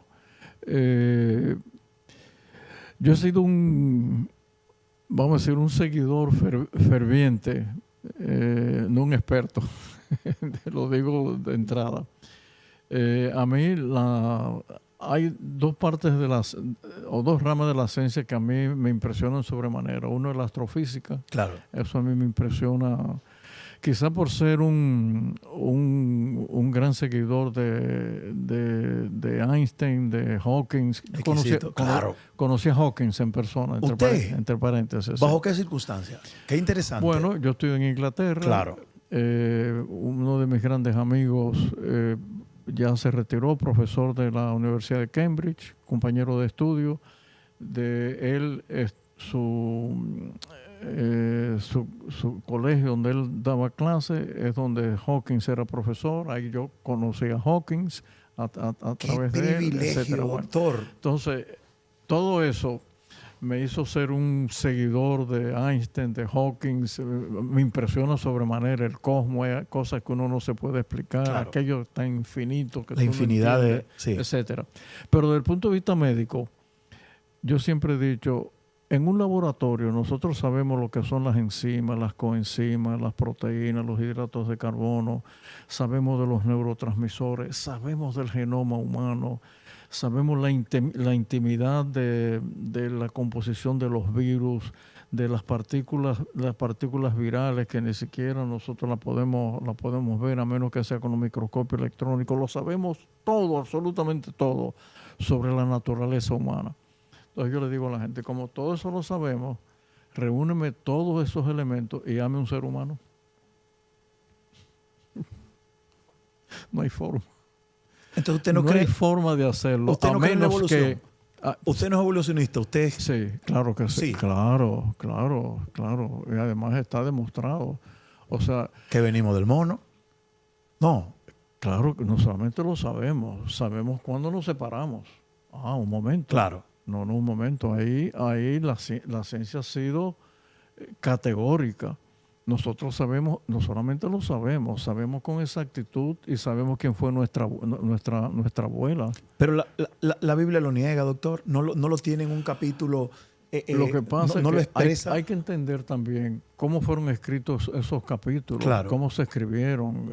Yo no estoy hablando de que sea totalmente simbólico, pero han pasado más de 2000 años. Claro. Más de 2000 años. Han pasado, qué sé yo, cuántos siglos para escribir un libro como la Biblia, que tú tienes que adaptarlo a lo que nosotros sabemos hoy día. Pero también la gente como yo que hace ciencia sabe cuándo se inició el planeta. Eso lo sabemos. Claro. Lo sabemos con exactitud. O sea, sabemos la cantidad de años. Y entonces hay una discrepancia. Sabemos cuándo aparecieron los primeros elementos físicos. Sí. Sabemos cuándo aparecieron los átomos, cuándo aparecieron los metales. Eso lo sabemos con exactitud. Sabemos que solamente hace 80,000 años que nosotros nos separamos de los monos, Claro. de los bonobos. Eso lo sabemos. Se encontró a Lucy, que fue nuestra abuela. Claro. Claro, se encontró a Lucy. Sabemos, Está en el museo el Museo Natural de Nueva York. Sí, entonces todo eso nosotros lo sabemos y está perfectamente demostrado.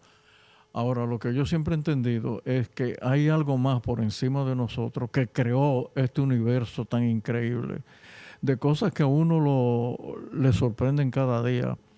Mira, Einstein, que a todo el mundo cree que él fue ateo. No, Einstein no fue ateo. Einstein lo que pasa es que trataba de explicar cosas que la gente no entendía. Preguntado una vez él sobre el cerebro humano, ¿esto es lo que dijo Einstein? ¿Qué Einstein dijo que si el cerebro humano nos sorprendía a nosotros, que estudiáramos las abejas. Él decía textualmente, el cerebro más privilegiado del mundo conocido lo tienen las abejas y solamente tienen 1 gramo de cerebro. Y nosotros tenemos 2.500 gramos. Digo, se cree que las mujeres tienen menos, no es verdad. Tienen que tener más, no, seguro. Están iguales. ¿Por qué eso de las abejas, doctor? No había escuchado eso. Sí, porque las abejas, primero las abejas nacen y cada una sabe lo que va a hacer. La que es obrera no se le ocurre ser reina. La que es soldado no se le ocurre ser la que va a fabricar la miel.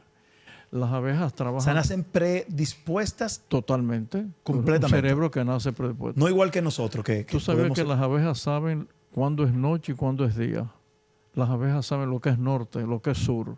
Las abejas nunca van a polinizar una flor roja, nunca. Siempre una flor amarilla. Pero las abejas, no importa dónde vuelan, ellas vuelven otra vez a donde tienen que llegar y saben lo que tienen que hacer. Y si un depredador ataca el panal, todas, obreras o no, todas van a defender la reina. Entonces decía Einstein, el cerebro más privilegiado del mundo biológico, decía él, es el cerebro de ese gramo, 1 gramo pesa el cerebro de una abeja. Entonces, para gente como yo, que es gente que hace ciencia, yo no puedo entender que haya habido una generación tan espontánea de las cosas del mundo que no hubo una mente, vamos a decir, una mente Superior. que creara aquello. O sea, tú dices, pero...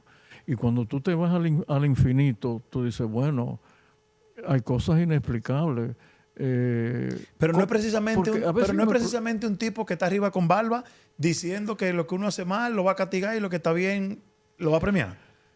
Usted no está hablando de eso. Usted está hablando de una fuerza superior que sí creía. Estoy hablando de que hay algo que le podemos llamar Dios, no importa, yo le llamo Dios. Yo creo que hay algo que creó el universo y creó a los seres humanos. Eso sí yo lo creo.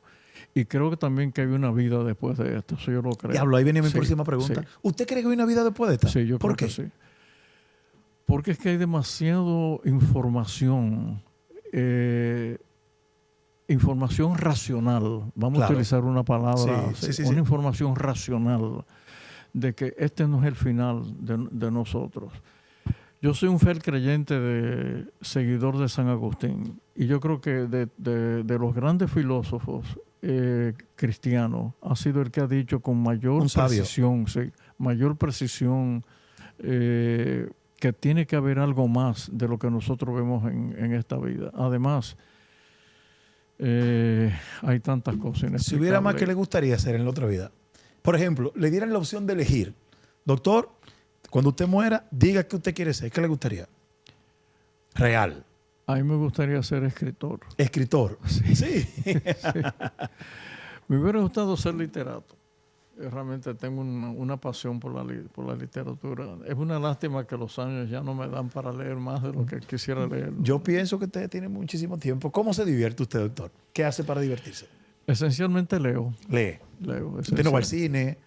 No, realmente no ve películas de Netflix. Sí, veo. Sí, en su casa sí. Sí. ¿No sale a bailar, de vez en cuando? No. Pero bailaba antes. ¿O nunca ha sido muy bailarín? Nunca he sido muy bailarín. No. Yo creo que la última vez que bailé un carabinero en San Juan de la Maguana. ¿Qué usted es de San Juan de la Maguana? San Juan de la Maguana, sí. Entonces, doctor, usted nunca fue de muchas fiestas. Dedicó toda su vida al estudio. No era bailadero. En mi vida, yo he ido 2 veces a una discoteca. No le creo. ¿Cuáles fueron esas 2 discotecas?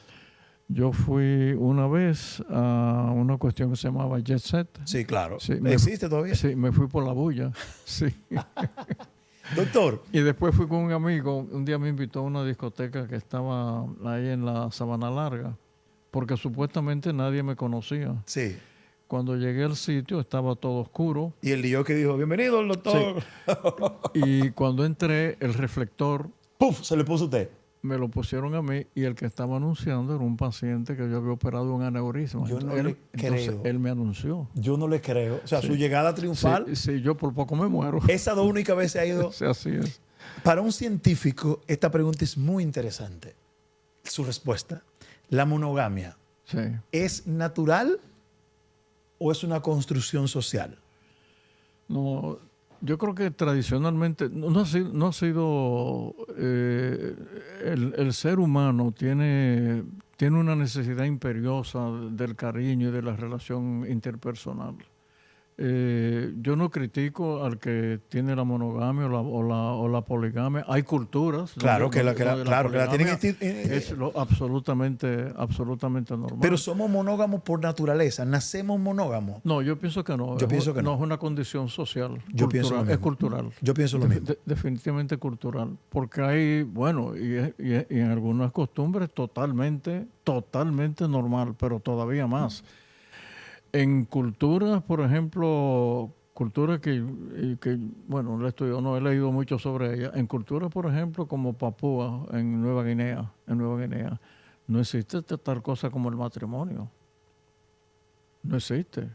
realmente las mujeres y los hombres son de todos. De todos. De todo, no solamente eso. El concepto de muerte es un concepto que está limitado por el tiempo, hasta los 35 años nada más, Wow. solamente. El jefe de la tribu que no pasa de 35 años, su hijo mayor lo tiene que matar y comerse su cerebro.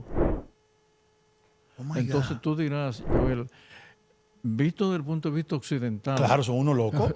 no son y, así. ellos piensan lo mismo que nosotros. Matar a tu padre. Claro, y ellos O sea, piensan lo mismo que tú vas nosotros. a matar a tu papá. Claro. Pero tienen que hacerlo porque son tribus nómadas. Claro.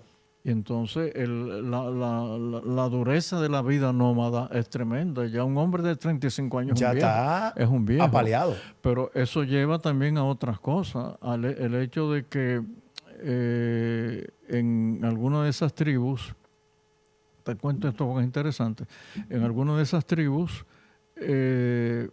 entró un virus que es de las partículas virales, se llaman priones. Sí. Son las partículas virales que producen enfermedades muy serias del sistema nervioso central. Y una de esas tribus quedó infectada por los priones y entonces produce una enfermedad que produce demencia tempranamente en el jefe de la tribu. Esa es la razón por la cual por décadas y décadas y décadas el hijo mayor mata al padre. Wow. Por un desconocimiento científico. Pero su cultura Claro. su cultura entonces era comerse el cerebro Correcto. de su padre. Wow. Pero el prión estaba ahí y él entonces Lo también ingería. lo adquiría. Claro. Eso, ahora te termino, eso dio como resultado que conociéramos por primera vez de dónde venía el síndrome de las vacas locas. Óigame eso. ¿Cómo se conecta eso? Oye, cómo se fue conectando una cosa con la otra. Entonces volvemos aquí a la pregunta original. Poligamia, monogamia, el hecho de que no exista matrimonio en ciertas culturas, en ciertas tribus, etcétera, en ciertas comunidades, es puramente cultural. Es puramente cultural. Tradicionalmente, cuando tú entras en analizar el desarrollo antropológico de los seres humanos, te das cuenta que los seres humanos siempre creyeron en que había una fuerza superior. Sí. De hecho, en todas las culturas ha sido exactamente así. El sentimiento de Dios, de la existencia de Dios, es un sentimiento muy particular. Ahora, tú vas llegando a... Hay otras cosas que pudiéramos hablar, pero tú vas llegando a una serie de convencimientos de que hay algo por encima de nosotros los seres humanos que nosotros no terminamos de entender.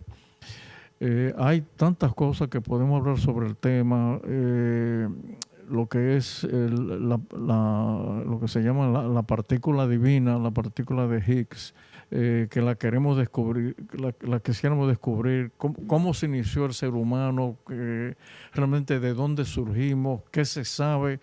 Pero ya hoy día es tanto el conocimiento que nosotros tenemos que sobre todo de la existencia de nosotros los seres humanos y del planeta sí sabemos, pero sabemos en detalles tan finos que yo no creo que eso tenga que ver tenga relación negativa con respecto a la creencia de Dios. Claro. Al contrario, para mí, el hecho de que sucediera como nosotros los seres humanos de repente tuvimos una abuela común y de repente nos separamos y un buen día el cerebro de nosotros comenzó a crecer, pero no creció lo suficiente porque los maceteros, este músculo, era tan grande que no permitía que el cerebro creciera. Se expandiera más.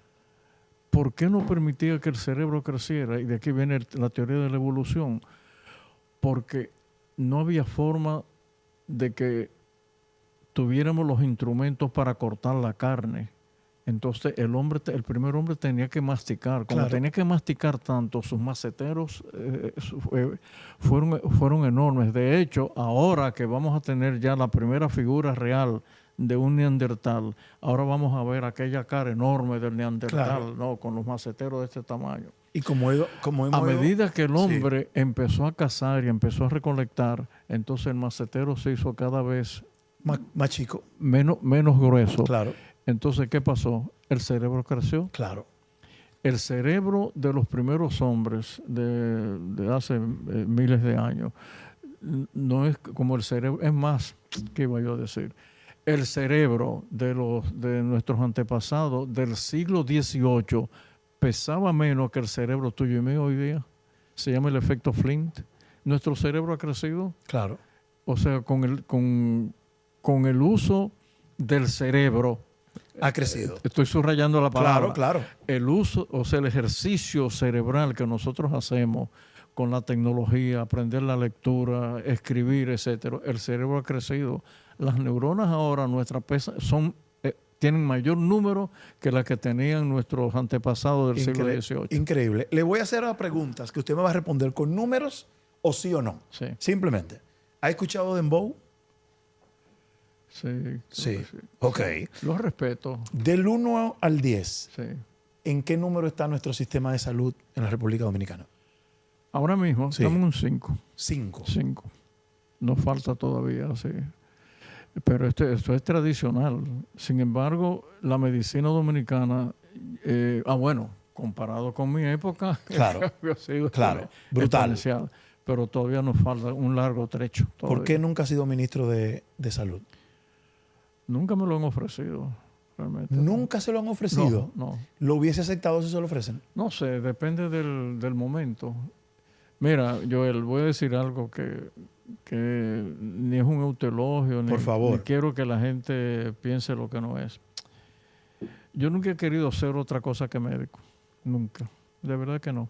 Lo hemos visto. No, realmente no. Yo lo que quiero es ser médico. Y he dicho muchas veces, quiero morir médico. O sea... Pero usted cogería ser ministro de salud sabiendo todo lo que implica eso, que quizá queriendo hacer grandes cambios, no poder hacerlo por un tema burocrático, por un tema de corrupción. Lo pensaría, pero por otro lado, si yo me separo de la práctica médica, la práctica diaria, voy a perder una parte de mi propio ser. Claro. Está muy... Yo soy un médico de hospital. Sí, A mí me consta. Lo que me gusta es ver pacientes, me gusta atender a la gente, calmar el dolor, salvar una vida. Y de hecho, si la vida me ha puesto en el camino de algunas cosas importantes, ha sido porque Dios ha querido así. Pero yo realmente lo que he querido es ser médico. ¿Cuál es su relación con la muerte? ¿Ha pensado en ella? Sí, claro. ¿Lo tiene claro? Es lo más natural del mundo. Bueno, yo la veo todos los días. La ve todos los días. Todos los días. Uno piensa a veces, y como ser humano lo pensamos, cómo nos gustaría que no llegue la muerte. Porque uno no quiere sufrir. Se supone que uno quiere sufrir lo menos posible. No quiere morir en un accidente ni quemado. Usted ha dicho en algún momento, cuando me vaya me quiero ir durmiendo. Sí. Yo pienso que cuando me vaya a hacer una intervención quirúrgica, que me anestesian, digo, si me voy por ahí ni me entero. Porque te vas y tú no volviste. ¿Usted ha pensado en eso?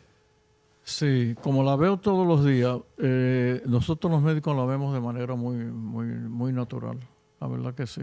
La gente muere. Los últimos momentos de la vida terrenal de un ser humano pasan muy rápidamente, muy rápidamente. ¿Cuál es su comida favorita? No, yo arroz, los dominicanos hacen. ¿Arroz, habichuela y carne? Arroz, habichuela, carne, espagueti. ¿Un gusto que le hace daño? Espérate.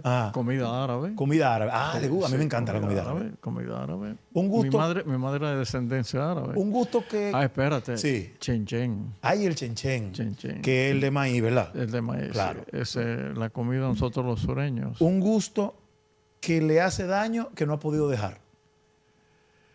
El hecho de querer comer dulce a la hora que no debo comer. ¿Le gustan los dulces? Sí. Y de noche, me imagino. Y de noche, claro. Es bueno darse esos gustos, doctor, de vez en cuando. No se puede ser tan drástico. ¿Usted cree en el balance de la vida? Totalmente. Porque hay gente... Totalmente. Y con esto quiero cerrar, doctor, porque en un mundo donde te dicen ahora, haz ejercicio solamente, no salga de noche, duerme bien, no tome, no fume. No. La vida es un balance. La vida es un balance. Y mire por qué yo lo creo. Porque no quiero llegar al cementerio siendo el muerto más sano. Sí. Y haberme perdido de la vida. Sí. Yo lo que creo que en los excesos es que está el problema. Sí. En los excesos. ¿Por qué? A mí me gusta el puro. Yo me fumo un puro. pero yo no me fumo 5 puros diarios. Claro. No, me fumo un puro en un momento especial, Sí. porque incluso el puro es un tema ancestral, artesanal, Así es. que tiene su complejidad, Sí, igual que un buen vino, sí. que he criado en una bodega de hace 800 años. Sí. Usted no cree en los extremos. No deberíamos dejar de hacer todo porque todo hace daño, porque no bebiéramos ni agua. Bueno, eso decía San Francisco de Sales. ¿Tú sabes lo que decía San Francisco de Sales? Que la verdadera felicidad, decía él, es el justo medio. Amén. Dios mío, un aplauso para el doctor. Doctor, Decía quiero que así. hagamos esto nuevamente en algún Sí. momento. Le agradezco inmensamente que haya venido a compartir este conocimiento con nosotros. Yo creo que esto es una cátedra, lo que hemos tenido. Esto es algo que hay que guardarlo para que la gente pueda consultarlo. Yo he sentido mucha admiración, mucho respeto por usted. Yo a usted lo veo premio Nobel en algún momento. Así lo veo de grande. Y le agradezco en nombre de todo el pueblo dominicano su entrega, su pasión por los más desposeídos. Usted que siendo solamente una práctica privada, pudiera vivir como usted le dé su gana, porque es un tipo con todo el conocimiento para eso. Sin embargo, ha renunciado a gran parte de su vida para servir a la vida de los demás. Ahora, no hay crédito en eso porque es un problema de conciencia. De conciencia. Tú sabes, yo nunca pensé quedarme en Estados Unidos, ni en Inglaterra, ni en Canadá. Siempre quiso volver. Yo siempre quise volver. Tú dirás que quizás estaba sesgado por haber vivido la época de la dictadura de Trujillo, haber vivido en un hospital como el viejo Hospital Morgan. Eso a mí me marcó para toda la vida. Wow. Y el hecho de que mi vocación, gracias a Dios, yo la encontré rápidamente. Yo sabía que iba a ser médico, o más todavía, yo sabía que iba a ser cirujano. Wow. Y que iba a ser cirujano del sistema nervioso. Lo sabía desde muchacho. Increíble. Entonces no hay ningún crédito. Mira, Joel, ya estamos terminando. Dios te traza camino. Tú escoges. Claro. Se llama libre albedrío. Libre albedrío. Hasta donde el libre albedrío existe, ¿verdad? Correcto. Ese es un tema interesante. Correcto. Es otro. En neuropsicofisiología Sí. es un tema interesante. Pero hasta donde existe el libre albedrío, tú escoges el ser una persona, en el caso tuyo, de los medios de comunicación, tener educar a la gente a través Claro. de las ondas. Bueno, tú escogiste, lo que tienes que hacer es hacerlo bien y cumple con esa Correcto. con ese deber que te ha impuesto tú mismo, te ha impuesto Dios, te impone la sociedad, tus propias creencias. Claro. Entonces de eso se trata. Cumplir con lo que tú has pensado. La vocación. Tu vocación, lo que tú has pensado que tú puedes ayudar a una sociedad. Lo triste es cuando uno escoge un camino y tú sabes que es un camino egoísta donde Claro. tú no vas a contribuir en nada Sin empatía, al sin- desarrollo de tus congéneres. Eso Entonces, es así. yo creo que de eso se trata. Uno tener muy claro en la vida lo que uno debe hacer. Pero recíbala seriamente la gracia que le di, porque yo sé que todo Sí. un pueblo que a través de mí le está diciendo gracias por su entrega, y es un lujo tener a un dominicano de su categoría. Se lo digo de todo corazón. Tú sabes que cuando, yo he dicho esto muchas veces, cuando al almirante Nelson le preguntaron, la noche él murió en la batalla de Trafalgar, que qué debería hacer al otro día cuando se iba a presentar la batalla. ¿Tú sabes lo que dijo él? ¿Qué dijo? Que cada marinero cumpla con su deber. Amén. Eso es todo lo que hay que hacer en una Doctor, sociedad. Cumplir muchísimas cada uno gracias. con su deber. Muchísimas gracias por este regalo. Gracias. A ustedes, gracias por la sintonía, y suscríbanse para que vean todo nuestro contenido de Me Gusta de Noche, el podcast. Check it out. Cerveza Presidente presentó